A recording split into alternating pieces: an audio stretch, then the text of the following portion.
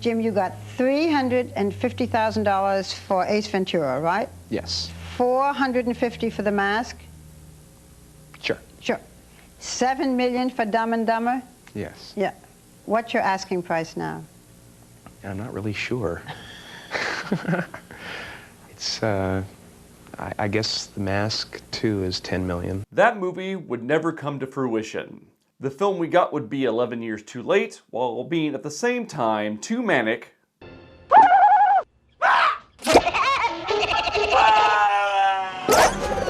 and too subdued, all the while completely misunderstanding what made the first film great. Got me with my mouth open! Somebody stop it. This is Son of the Mask on this episode of Does This Movie Suck? To talk about Son of the Mask, we first have to rewind to 1994 and the release of The Mask. The Mask started as an incredibly subversive, ultra-violent Dark Horse comic. When brought to the big screen, the ultra-violence, while still prevalent, was much more geared at a PG-13 level. I mean, the final film is still uncomfortably violent for a PG-13 film. I hadn't seen it in a while, and the violence was more in line with Who Framed Roger Rabbit than I remember it being. Jim Carrey was picked for the dual lead role in the film. He plays the awkward lead character Stanley Ipkiss, as well as the manic, cartoonish title character. Hookhead! To sit here and say that Jim Carrey had a good 1994 would be a monumental understatement. The Mask, Ace Ventura: Pet Detective, and Dumb and Dumber would all come out that year, rocketing Jim to comedy superstardom. By the time The Cable Guy came out in 1996, Jim's salary would skyrocket to around $16 million per feature, on his way to top $20 million, a club that included just a handful of actors. In the wake of The Mask's box office success, Jim would sign a contract to star in the sequel to The Mask for $10 million. But something happened on the way to Jim starring in The Mask 2. And this is where things get muddy. News stories about The Mask 2 are few and far between, so we're left to fill in the blanks with hearsay and a little bit of speculation. At some point, Jim Carrey pulled out of The Mask 2. Insiders were quoted as telling outlets that Jim wanted meatier, more complex roles. Also in the mix was Jim's own boredom at the hands of the Ace Ventura sequel, When Nature Calls. Carrey wouldn't do another sequel until 2014. And at one point, Victoria Beckham was rumored to be in the mix to replace Cameron Diaz, who had become an in-demand actress herself. And that's where the trail seemingly goes cold. After Jim Carrey moved on, the film went into turnaround, and not much, if anything, was said about the film until Jamie Kennedy announced that he'd be starring in the sequel. But don't be confused. Jamie made it abundantly clear from the onset that he would not be reprising Jim Carrey's Stanley Ipkiss role. This would be a brand new character. Ted Avery, obviously an ode to legendary animator Tex Avery. Jamie trying not to compete directly with Jim Carrey was a good choice. Jim Carrey is good. He's really good. It took me a while to get to this point of realization, but I'm there now. Jim Carrey may be the best physical comedian since Buster Keaton. He has an ability to contort his face and body in ways that are unparalleled by other actors of his generation. But he's also able to take it down a notch so he can portray relatable, socially awkward outcasts like Stanley Ipkiss. Giving the Stanley Ipkiss character to someone else would make this movie 100 times worse. Jamie Kennedy lingered in Hollywood for half a decade before his breakout performance as Randy in the Scream series. And I always thought of Jamie as a guy who had a few good supporting performances before starring in a couple of critically slammed duds and fading into obscurity. But I guess I was wrong. The dude's been getting work. Look at his filmography. You'll see that there hasn't been a year without a Jamie Kennedy credit dating all the way back to 1994. So the guy has stayed busy. And that brings us to Son of the Mask, a movie which lost a ton of money and critics hated.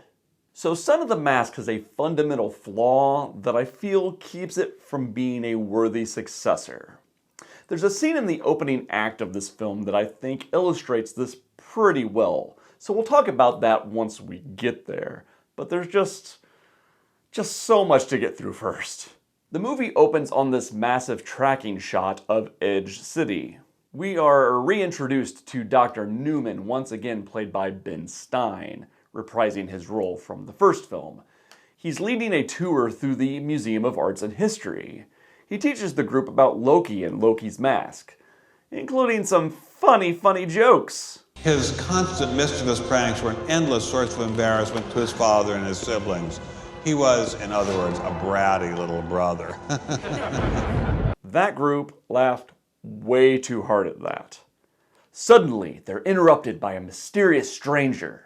Excuse me, sir, please don't touch the mask display. This is Loki, and he's played by Alan Cumming. Again, another DTMS movie with Alan Cumming. Now, I've had a lot of fun with pointing out Alan's terrible role choices in this series, but credit where credit is due. Alan Cumming is by far the best part of this movie. Years before Tom Hiddleston became the only actor anyone really thinks about as Loki, Cumming fully commits to the role and brings the same sort of charm as Hiddleston. He chews the scenery when appropriate and does a good job of conveying the character's menace, as well as his daddy complex. And it feels really weird to say that about an Alan Cumming performance, and also about anything in this movie because the rest of it is really bad. Anyway, Loki is looking to reclaim his mask, but there's a problem with the mask that he finds in the museum. This is a fake! Yes, but it's a good fake. Ow. So, Loki will spend the rest of the film attempting to get his mask back. That's more or less his entire storyline. Odin, played by Bob Hoskins, wants Loki to reclaim the mask from humanity, and Loki goes on the search. What are you doing? Perhaps I should inform you I suffer from vertigo. This might be a good time to talk about the problem with this film, but let's get to that other scene. I will say that Ben Stein is the worst choice to try to carry this joke. His monotone just doesn't work at all. I'd like to see him play against type here and just freak out. But it's just Ben Stein doing what Ben Stein does. We're then transported to an oversaturated place 2 miles from Fringe City, but 270 miles southwest of Edge City. So we're 268 miles from Fringe City, I think. Or are we further away? If any of this mattered, I'd care. But it doesn't, so I don't. We meet our friend Ted as he and his wife Tanya are visiting a friend's house, just prior to a nut shot. You okay? Yep. Here. So that's pretty much the joke structure in this film. Usually some setup happens and then there's just no punchline. I feel that part of the problem is the way Jamie Kennedy sleepily mopes about this movie, but it's also because the writer forgot to, write jokes. This happens more than once throughout the film. Ted and Tanya's storyline is pretty standard. Tanya has baby fever, Ted doesn't. Wait. How was he holding that Game Boy? If they were trying to portray Ted as being in a state of arrested development, wouldn't they just show him as being good at video games?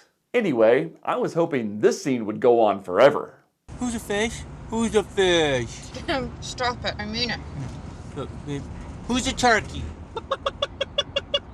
Please, keep going. Ted and Tanya arrive at their oversaturated house in their oversaturated city and have this undersaturated exchange. I'm just saying I don't want to have a baby right now. So why not? Why not now? Because? Don't worry, he'll get to the real reason here in a moment. Ted goes to the literal doghouse with his best friend Otis. He shoots! Oh, what a save! What a comeback! Oh, free beef jerky for everybody! This performance makes Freddy Got Fingered seem hilarious. And the ice is being pelted with kibbles and bits. Otis has a gift for Ted, and wouldn't you know it, it's Loki's mask, which Otis pulled out of a stream earlier in the film. Ted thinks it holds no value, so he tosses it aside. Later on, Ted tells Tanya the real reason he doesn't want to have a baby. He wants the child to have super successful parents that he could be proud of. Tanya is a successful businesswoman, but Ted is an aspiring animator who spends his days as... Hey, boys and girls, I'm Torpedo Tortoise. an animation company's mascot. Halloween party's tomorrow night, Holmes. Got a costume? No. Hey, maybe you could go as a turtle. Thanks, Chad. The writer and Jamie Kennedy make this character just so hard to root for. There's never any mumbled punchline comebacks. It's just Ted being a sad sack. Jim Carrey at least had jokes as Stanley before becoming the Mask. And yes, that's Kal Penn using an Indian accent sometimes. Ted has a very awkward interaction with the head of the animation company. He's played by Stephen Wright. I got an idea for a show that you gotta hear. Cool. Lay it on me. Now? Ted pitches one of his ideas for a cartoon, which the head of the company says lacks spark. And then Ted is a sad sack again. But the door was always open? Well, that's a good thing. No! It's always open so he can push guys like me out of it. It's okay though, because Kal Penn's best friend character gives Ted some sage advice. I'm just kidding, the scene ends awkwardly on Ted just being a sad sack. Back at the house, Ted is getting ready for the Halloween party, but his mask has been ruined by Otis the dog. Wear that thing. This? I can't go as this. This is the crappiest piece of crap in Crap Town. If it's so crappy, why is it on the mantle? Ted heads off to the party and, oh, wait a second, is he driving a Roadrunner? No. I've always wanted a Roadrunner. He's gonna wreck that car, isn't he? He's gonna wreck my dream car. In a solid attempt to scratch the Roadrunner, Ted puts on the mask. And he parks successfully. Alrighty then. And then, after many long minutes, we get to see Jamie Kennedy don the mask, and it's underwhelming. Don't you just love Halloween? Okay, couple different things here. First, let's compare Jim Carrey's reveal as the Mask. It's party time! P-A-R-T. Why? Because I gotta! The Mask sounds like Jim Carrey. I don't know what voice Jamie Kennedy is trying to do here, but he sounds like a creepy old man. Secondly, that sound effect does not match the video. Listen to the audio, then watch the women around the entrance. Trick or treat. Creating video out of audio, one of this movie's many sins.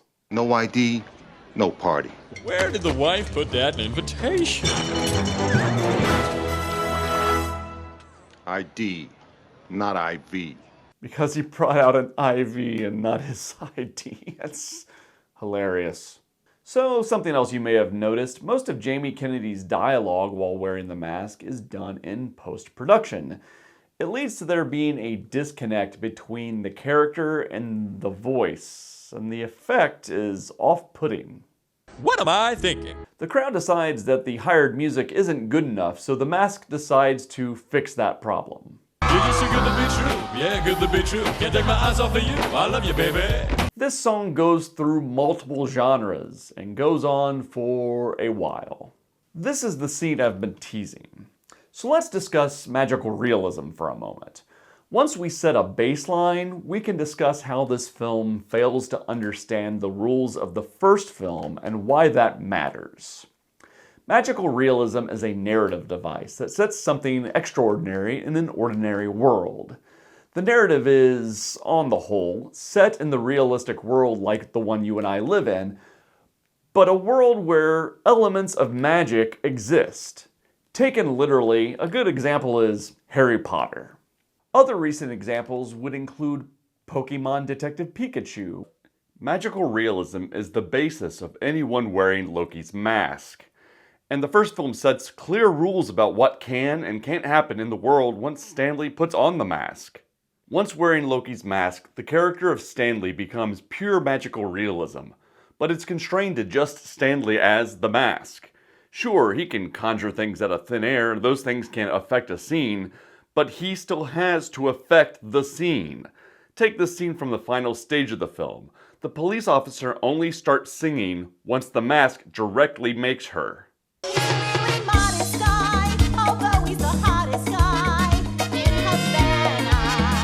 Stan Lee and the music he is conjuring is affecting the people in the scene, but the scene remains grounded in reality. The dancers are still wearing street clothes. The scene is still happening in a park. The mask is a character inside of a scene.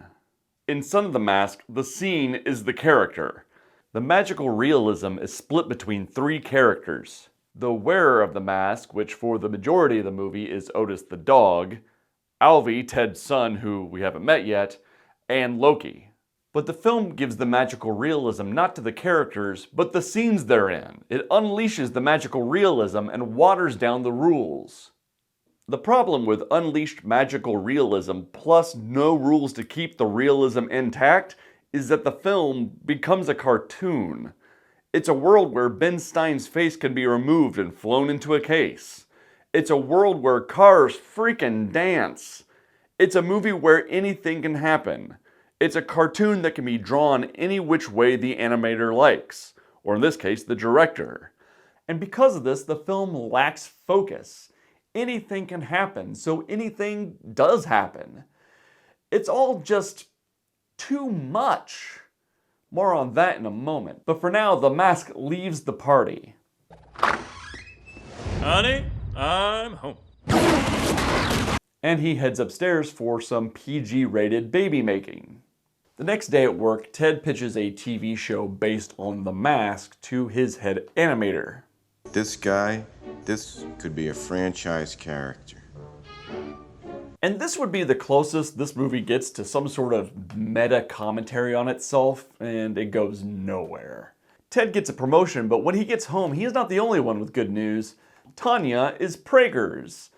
And either a short time or the standard 9 months later, depending on which line of dialogue you believe, the son of the mask is born. And that's the end of Act 1. Act 2 of the film contains largely two plot threads, which evolve in their own way, but ping-pong back and forth. Let's start with the B plot first, and Loki trying to find the mask. Odin tells him that a child has been born of the mask, so Loki visits the hospital. He clones a nurse and prints out the list of children born on that date. Then Loki spends the better part of the second act going house to house, trying to find the baby and the mask, while wearing various costumes. It's got a sort of whimsy to it. It's not funny, but it's just whimsical. And that brings us back to our A plot and the baby, Alvy. Ted and Tanya's kid has already started showing some strange abilities. In 2004 computer effects had not risen out of the uncanny valley just quite yet, but these are particularly cheap looking and creepy, just incredibly creepy. Ted spends his days waking up with, but not connecting to, Alvy. There's this sequence where a sleepy Ted accidentally tries to murder Alvy, which is a plot thread which I think is way more interesting. But because of his late nights with Alvy, Ted is falling behind with drawing his mask cartoon for work. The boss wants to see his drawings pronto, but that's going to be a problem because Tanya has a business trip to go on, and that leaves Ted to do some major Mr. Momming with Alvy. Tanya only has one rule. But don't just pop him in front of the TV, it's gonna make him stupid. I wonder if he's gonna break that. To the surprise of no one, Ted can't get any work done with Alvy being a little terror all the time. Daddy's got a teensy-weensy bit of work to do.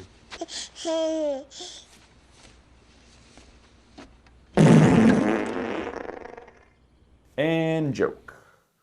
No joke? Okay, moving on. Tanya calls Ted and tells him that her work trip is going super great. Ted is incredibly jealous because his time with Alvy is not going as well, and Alvy gets to talk on the phone with his mom for a little rapport building. Well, isn't it great that her work is going so well? Ma? Yes, Ma and her career are just... Did you say Ma? Mother. No jokes, please. Just no jokes. The kid being horrifying is just enough. So Ted does the one thing Tanya told him not to do. He puts Alvy in front of the TV. But instead of making him stupid, it makes him sadistic. He watches the cartoon One Froggy Evening starring Michigan J. Frog. In the cartoon, a man finds a singing frog who will only perform for him. The man envisions money and fame, but cannot get Michigan J. Frog to sing for an audience, leading to the man's bankruptcy, arrest, and confinement to a mental institution. Yeah, man, Merry Melodies came out with some dark stuff. Alvy envisions himself doing the same thing to Ted. Meanwhile, outside, Otis digs up the mask where he's buried it, and he puts it on. Yes, this movie involves a dog wearing the mask. Otis is apparently annoyed at the attention Alvy is getting, so he devises a plan to get rid of the kid in a full animated sequence. There's literal cartoons in this literal cartoon. Meanwhile, Ted is working and Alvy is putting his plan into motion. Hello, my baby. Hello, my honey. Hello, my ragtime gal. While that animation is horrific, I'm actually okay with the scene, because it's kind of on brand, but it is long and very obnoxious. With Ted's mental state declining, he runs Alvy to a neighbor where, in keeping with the cartoon this plotline is based on, Alvy won't sing or dance. When they get back home, Alvy throws Ted around a bit, for reasons, and Otis gives Alvy an explosive rattle.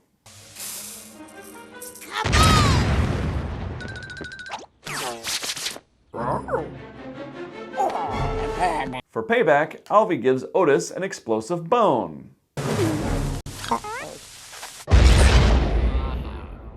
And we're in full-on cartoon mode for the rest of the film. I'm not gonna lie to you guys, this is the part of the film where my mind stops processing new information. I've seen this movie multiple times, and it's always at this point where my eyes glaze over and my brain stops working correctly. There's this long sequence where Otis tries to kill Alvy in some sort of Rube Goldberg-like trap. The sequence goes on for several lifetimes and accomplishes nothing. It's just so long. Okay, it's only 3 minutes long, but it feels like a lifetime. And then we're given this delightful sequence. Oh, shoot.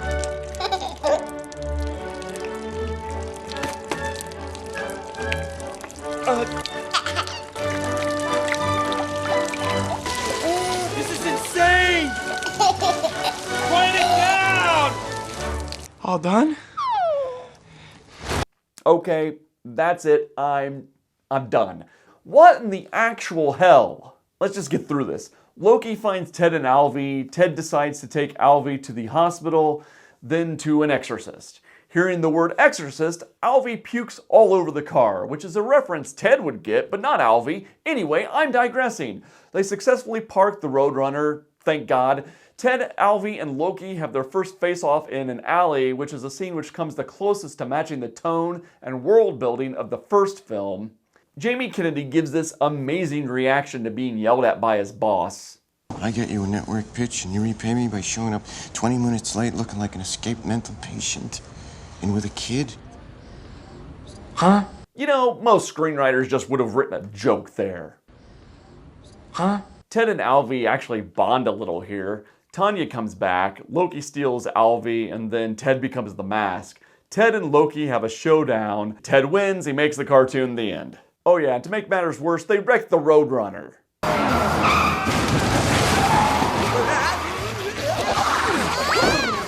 And you probably noticed that Loki and Alvy are playing Twister in that scene, and that computer imagery is just horrific. There's just so much objectionable material in this film that it's hard to contain it all without this video becoming feature length. This movie's as bad as you've probably heard. Okay, now kids, real talk here. I first watched this film in December of 2019. This video is coming out in June. This video did not take 6 months to make. I had to wrap my mind around what I had seen. Aside from the rule breaking and bad CG and terrible lack of jokes, this is a poorly acted movie. Jamie Kennedy is in way over his head here. This movie is a shadow of the original.